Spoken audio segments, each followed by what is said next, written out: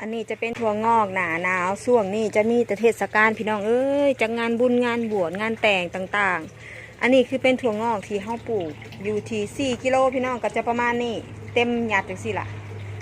สำนี้ก็จะยกกับบ่ได้พุ่นเลยพี่น้องต้อง2 คนเลยยกไปทั้งยากถั่วงอกของเฮานี่ฮะมันจะเกิดแบบสม่ำเสมอมันก็จะได้เต็มถังแบบนี้แหละพี่น้องสำหรับพี่น้องทางบ้านเนาะผู้ที่ยังบ่ประสบผลสำเร็จว่าสันสาเป็นกำลังใจให้อดทนและปรับเปลี่ยนเนาะติดขัดบนใดก็สามารถปรึกษากับลาซานนฟาร์มได้อันนี้จะเป็นถั่วงอกสดๆจากลาซานนฟาร์มเป็นถั่วงอกที่ทางฟาร์มเองก็ปลูกเนาะพี่น้องปลูกส่งห้านเฟ้อห้านค่าพี่น้องเอาไปขายต่อหรือว่าไปเป็นผักสดในงานบุญงานบวชก็สามารถสั่งกับลาซานนฟาร์มได้เด้อหากพี่น้องติดขัดเกี่ยวกับการปลูกถั่วงอกก็สามารถปรึกษาลาซานนฟาร์มได้ทางเฮายินดีเป็นพี่เลี้ยงให้พี่น้องจนเป็นพุ่นละพี่น้องขาดอุปกรณ์บ่มีอุปกรณ์ก็สามารถเอากับลาซานนฟาร์มได้เด้อแน่นแน่น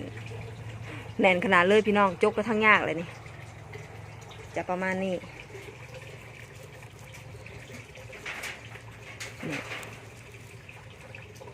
ฝากไว้น้ำเด้อพี่น้องเด้อ